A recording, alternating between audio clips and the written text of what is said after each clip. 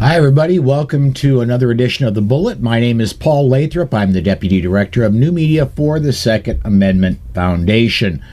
Joining me today from The Rundown, Mike Piwowarski. Mike, thanks for coming along today, man. Always great to be here, Paul. It's a great time. Great time. How are you doing today? Doing good. Doing really good. Having a great day up in Sioux Falls. It is a balmy 63 degrees Fahrenheit. I've been outside a little bit today, enjoying the weather. How's it going down in sunny Florida? Whew, it's not a bad week. It's been they thought it was going to be warmer, and I think the high was 80 today, and it's nice and breezy out. A little bit of overcast, but a nice day. Nice day. Good times. And we'll be hating life next week. I'm sure down here once we start getting that 95 degree humidity nonsense going on with the 90 degree heat. So. See, what you need to do is you need to get on a motorcycle and be doing about 65 miles an hour, and then all that just doesn't matter. Yeah, except it's love bug season going on. It's just getting ready to start, and you could do that on a motorcycle, but you have to have full protection, 100%, because you take a love bug hanging on another love bug at 65 in the grill, and you're going down. Yeah, I get that. Let me get social media hooked up here, and it's a little bit of a light news day, but I do want to talk about a few things today. One of them we mentioned briefly yesterday, and that is Nicki Freed, who is the Agriculture Secretary, if I've got this right, for Florida, is taking the federal government to court. What she's saying is, if you have a medical marijuana card, you should not lose your Second Amendment rights. I agree with her on this, but what I'm cautioning people is she's not a Second Amendment friend. She's not on our side. No, she's pro weed. Let's be clear on that. This is Freed for weed.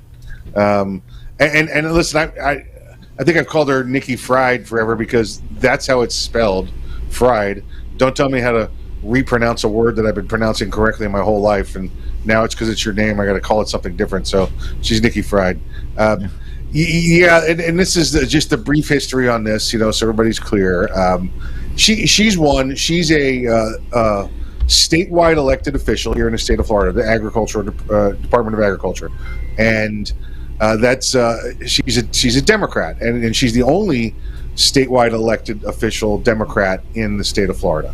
I think it was back 86, 88 when we first came up with concealed weapons permits.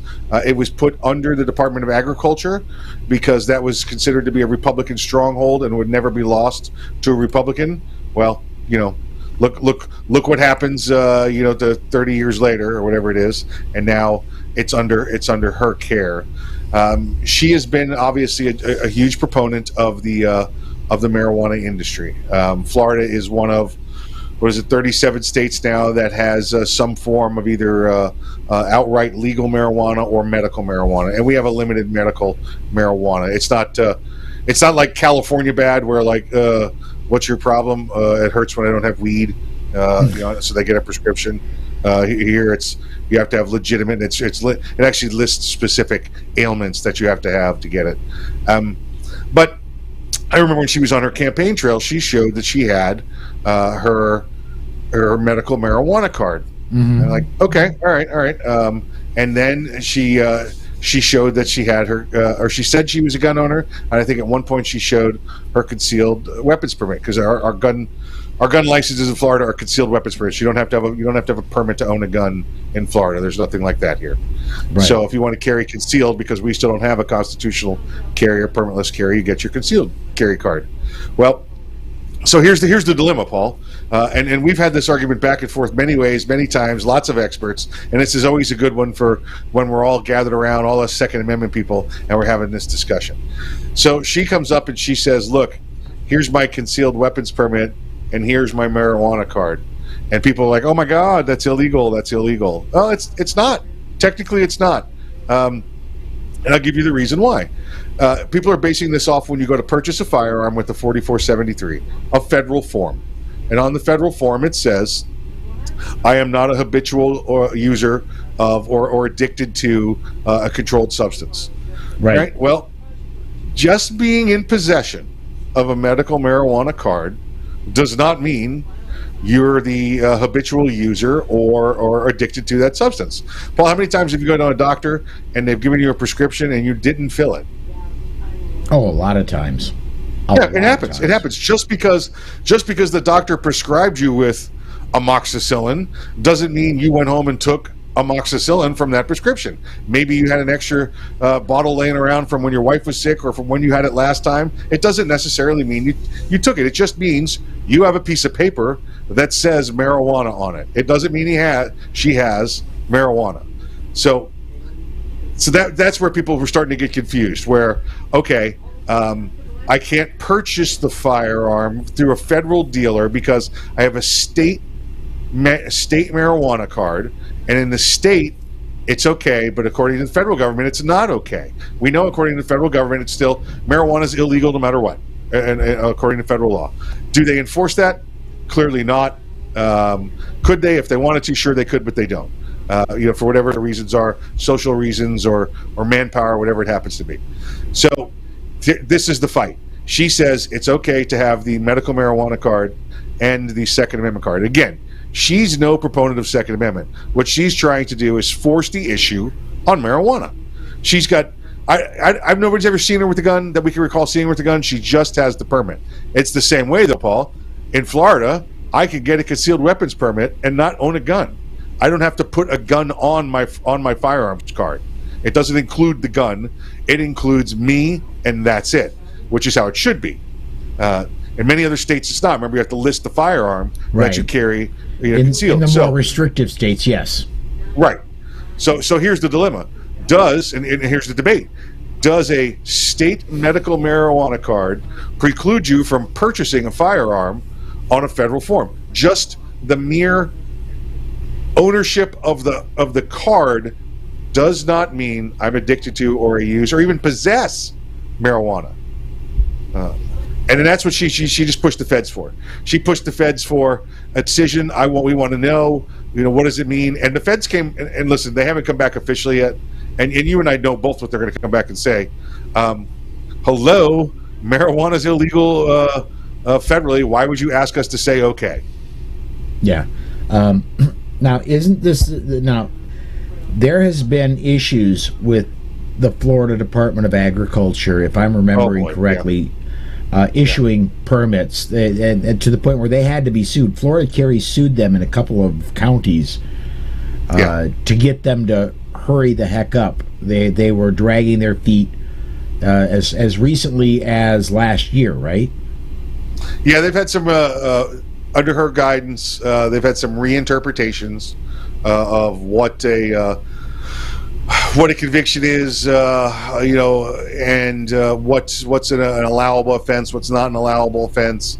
But more importantly, it had to do with the burden of proof. So if you applied for a concealed weapons permit down here, and there was another Paul Lathrop in Montana that had a criminal violation, they would say, no, sorry, there's another Paul. We think that this might be you. You need to prove it, that it's not you. And what Florida Carry did is took them to court and said, the burden is not on the applicant. The burden is on the state to disprove. The state has to definitively say you're disqualified. They can't come back to you and say, we think you're disqualified. Prove it to us that you are, or you are not. So Florida Carry did a good job with those. She also did she waits 30 days on everything. She takes the maximal allowable time under law, and then under COVID, she did COVID. Sorry, it's extraordinary circumstances, and they were taking 90 days, 120 days to get concealed weapons permits approved. Under which point, Captain Florida, Governor DeSantis, stuck his nose in it and said, oh, okay, well, if the COVID's so much for that, we're going to authorize a temporary provision that says as long as you can show that you've proved that you've applied for it, then we're going to consider that you have one. DJ Play Nice did Mike listen to yesterday's program? No, he probably didn't, Mike. Mike is on just before we go live. And Mike is a busy guy. I mean, I can guarantee you he listens every Thursday. You listen to the program every Thursday, but Mike's he's on the air just before we go live every day. So yeah, I catch about half of them. Just, and again, I do have a busy broadcast schedule. Yesterday, unfortunately, was not one of those days. I was actually flying the moment I got off the rundown yesterday. Yeah. So yeah, it's I can't expect everybody to watch every day, except for you, DJ. I expect you to watch every day. But yeah, I just, the main reason I wanted to bring this up again today is from somebody from Florida to reiterate that Nicki Freed is not a friend to firearms owners, and this is not why she's going about this. I think this is just a little bit of political chicanery. Maybe she's trying to advance herself up somewhere else and trying to get an inroad with gun owners. She is. I'll tell you what's going on. The reason why, I'm sorry. She's running for governor. She's running on the Democrat ticket. She thinks she has the chance to beat Governor DeSantis, or perhaps that Governor DeSantis might flee and go onto the federal route, perhaps. But she thinks that she could be governor, and this is her way of getting more than just statewide. She could have easily gone, Paul, and said that I want to fight against driver's licenses and medical marijuana cards, because just like in a driver's license, you can't be to the point of intoxication or under the influence of a controlled substance to where you can't drive. Right. She could have gone that way, but that would have been a state-only battle. She wants that. She wants that national public camera on her as she continues to fight this. And the marijuana is the perfect example of this. And let's face it, there are some out there that may see this and go, oh, well, look, she's pro-gun, so she might be a Democrat that picks up a few pro-gun votes, because people don't realize that she's only using the gun as the tool to try and gain votes. She is not a friend at all to the Second Amendment. All right. Let's move on to our next story, and somebody that is a friend to the Second Amendment is Congressman Chris Jacobs. And he led 15 representatives, a story off of the Daily News Online, led 15 representatives in introducing the Protecting Gun Owners in Bankruptcy Act. In essence, what this would do is it would allow, if you're going to file bankruptcy, it would allow you to protect up to $3,000 worth of firearms that you wouldn't have to give up in the bankruptcy. You could just like you can protect one car, you can protect this, you can protect that in bankruptcy law. Well, it would allow you to protect $3,000 worth of firearms, so you don't have to give up all of your defensive tools if you are forced into bankruptcy. I think it's an awesome move. I think it's fantastic. I don't think it has much of a chance in the political climate right now in Washington, D.C., but I'm hoping that come January, there's a different climate. Yeah, Paul, often, things come along and we see them and we go, yeah, okay, I expected that. Okay, yeah, I saw that one coming. This is one of those ones where it came across the headlines, hit your desk, my desk, so to speak, and we look at it and we go, how did I not think of this? How is this the first time anybody thought of this? This is a brilliant idea. This is a brilliant idea under the cover of civil rights. Just because I'm bankrupt, just because I've lost a job, just because I'm out of money, does not mean I should give up my Second Amendment right. I don't give up any of my other rights when I go to bankruptcy court, right? I don't give up due process. I don't give up free speech. I don't give any of that. So why would I be required to give up my firearms as a possession, right? Because that's what they're trying to do in bankruptcy court is take your belongings and sell them off and trying to get money to your debtors or to your to those that you owe money to. So this would protect a certain amount of firearms that would allow you and your family to remain well protected under the Second Amendment. This is brilliant. And again, I kick myself and I think, man, how has it been 200 and almost 50 years and nobody's thought of this before? Yeah,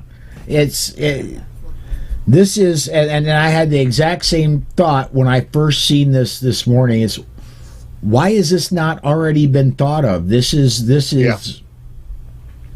common sense. Common sense gun law. That is a common sense gun law right there.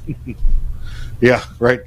Common sense. We just want to restrict your magazines, how many you can own, the time of day you can buy it, where you can shoot it, what city you can have it in. Just common sense stuff. One last story I want to talk about today, and this is coming out of give me a second here. I want to say New Hampshire. Yes, New Hampshire.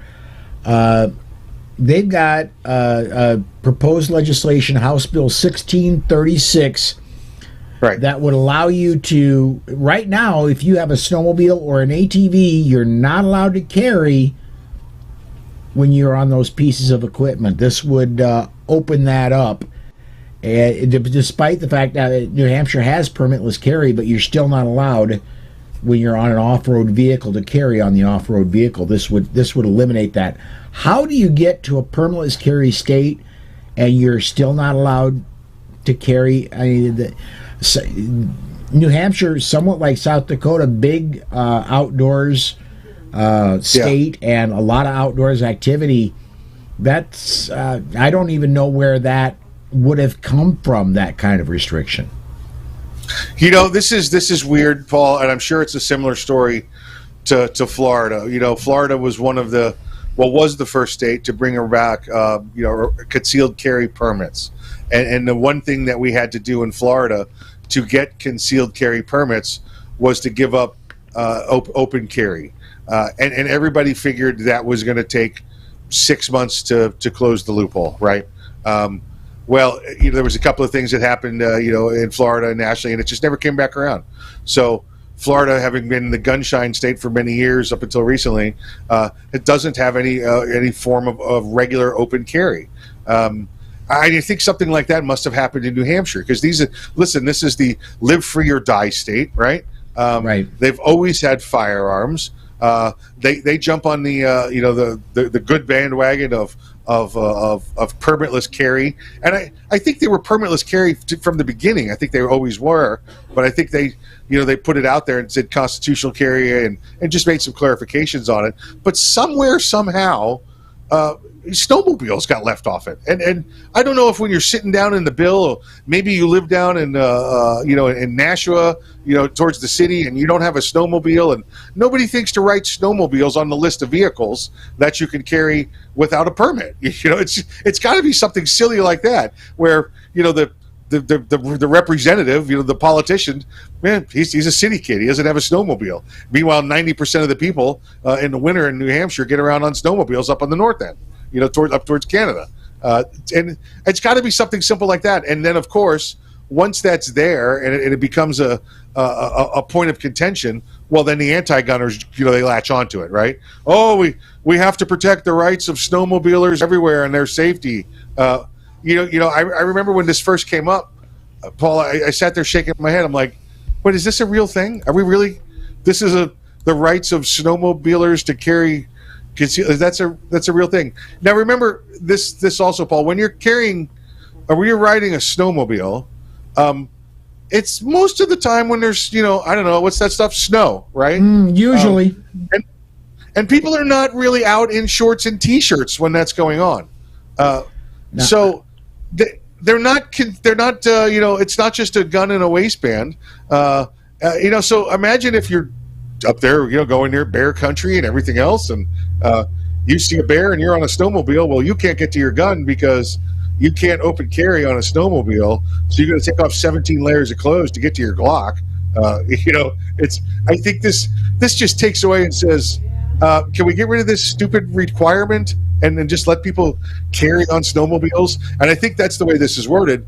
If they're allowed to carry on snowmobile unconditionally, that's open carry included, because it's an open carry state. Mm-hmm. Thereby, I think that's the goal all along. Please allow me to carry a firearm on my snowmobile without having to put it under 17 layers of frickin' clothes. Well, and unless I miss my guess, New Hampshire, especially the northern part, I've got a couple comments I'm going to get to here in a second, but especially the northern part, they've got real bears up there, not the Florida kind of bears. These are real bears.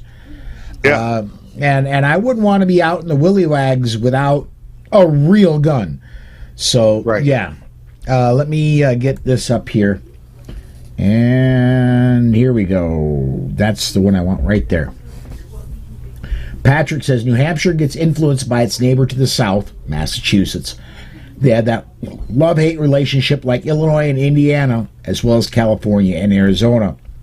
When I drove truck and I got up into New Hampshire, Vermont, and Maine, when you seen a plate from down south, there was a term that I don't really, it's not really appropriate to say on the air, other than the first part of the state of Massachusetts name and then holes at the end.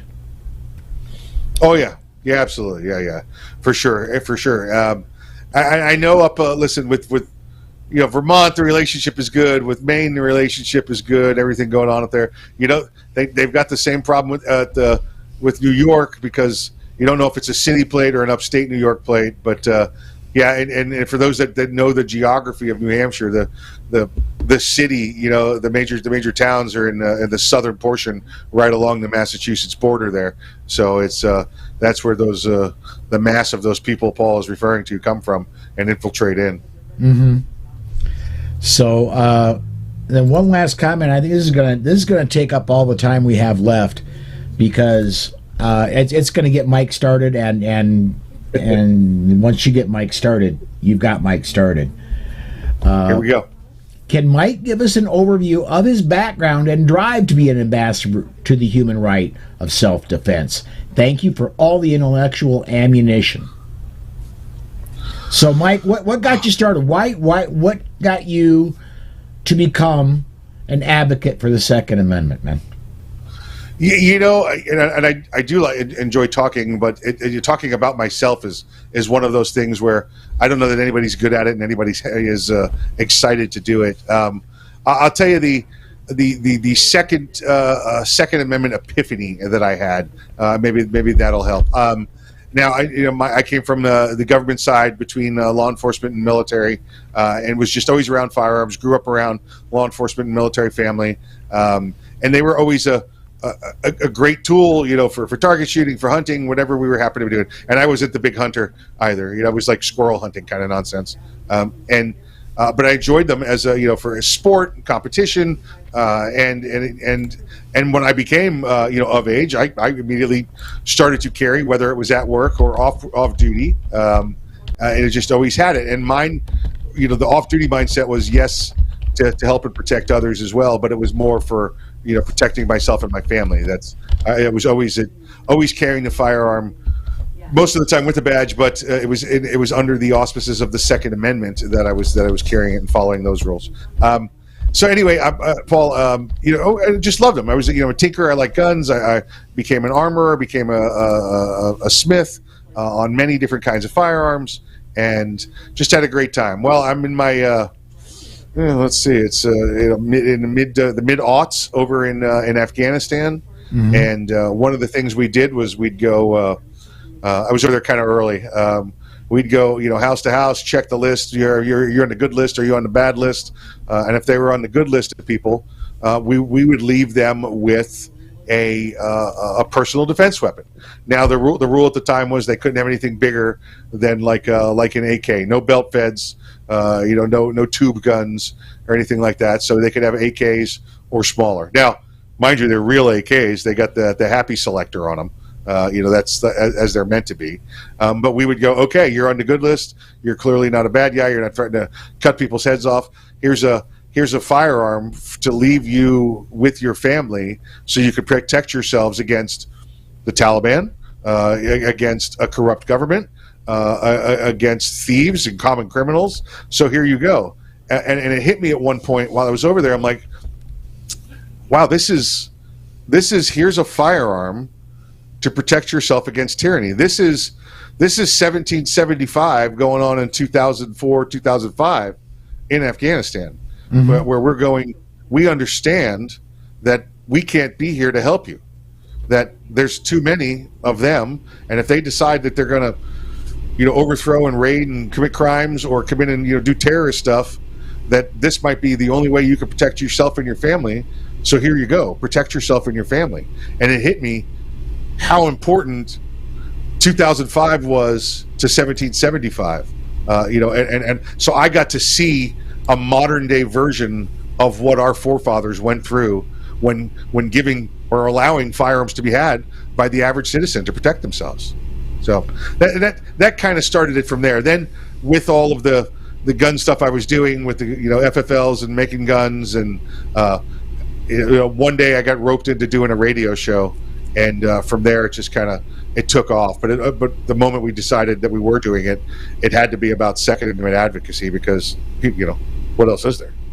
Yeah, well, and I think we're seeing now in Ukraine the same history repeating itself. Exactly, but late. They got to remember they're getting sent guns late, but it's the same thing. You're right. Listen, here you go. Here's a firearm. Go defend your country. There's a much more directed threat there, but it's the same thing. Everybody was fine with these people not having guns until a bad guy came to town and said, "We're going to do bad things in your country." Yeah. Let me I think we got two more comments. I think I'm going to go ahead and we're going to work on getting her shut down here. But DJ hashtag Tool Life or Red's Life or something like that. I don't get the emoji things. I'm too old for that, I think. Well, I'm thinking maybe because I said it. Listen, to me, firearms were a tool, and I recognized them as a tool and always respected them and always listened all about the rules of gun safety. Was a supporter of all the Bill of Rights. It was never that I was not a Second Amendment guy or anything like that. It's just developed into that. And they're still an everyday tool for me today, as they were a tool then. Now I just happen to stand on top of the Second Amendment and beat my chest when I talk. There you go. One more comment here. Charlie Chambers says, I'm a Southerner that lived in downtown Boston. Often the locals called themselves and lived in Massachusetts. Great town. Gun laws are similar to communist China. Traveled all over China for decades. Yeah, absolutely amazing. I think I've told the story. I've went up to it was for a relative's wedding up in Maine, but we all came in through Boston and went and saw a ball game and everything there. And remember standing and of course you had to go see Cheers and everything else, right? Right. And I did Lexington and Concord on the side, but I remember standing in Liberty Square reading the history of it, realizing that I wasn't even allowed to have a pocket knife, let alone a firearm on me, in the place where the birth of our country started with the shot heard around the world. It was just rather painful and ironic at the same time. Ironic certainly comes to mind when they were coming to take our arms, and brave armed men stood up and fought, and now we aren't allowed to even have a pocket knife there. That's irony to the extreme, isn't it? And I just remember standing there stunned when I realized that. Yeah. All right. Well, we need to get out of here, Mike. If we could, on the way out, could you tell everybody about the Rundown before we go? Sure. The Rundown's a daily show, 5 o'clock Eastern time. It's 2A views, a conservative news. We hit a bunch of topics, spend a minute or two on them, and try and move on. We do it pardon the interruption style if you're used to ESPN. And then of course Arms Room Radio, which started it all, is on Saturdays live from 3 to 5 p.m. Join me and the guys there and come have a good time with us. Very cool. Well, on my end, I want to remind everybody, come join me 5 o'clock tomorrow. Alex Uli, who's normally our legal guy, we alternate every other week. It's legal or it's training. Well, it's Alex's day tomorrow, but he has something he cannot back out of, and so Charlie Cook is going to be joining us tomorrow. It won't be a legal day; it'll just be another day. And then if I can get my calendar to come up here, there it is. I got too many darn tabs open. On Saturday, the weekend edition of the Bullet is Lloyd Bailey, Dan Waz, and Teresa Einacker. And so looking forward to the weekend edition of the Bullet. That's Saturday at noon Central Time. But we are going to shut this one down. Mike, again, thanks for taking your time out of your day, man, and thanks for joining us. My pleasure, Paul. Always good to see you and the people from Second Amendment Foundation. All righty, folks. Thanks again, and we will see you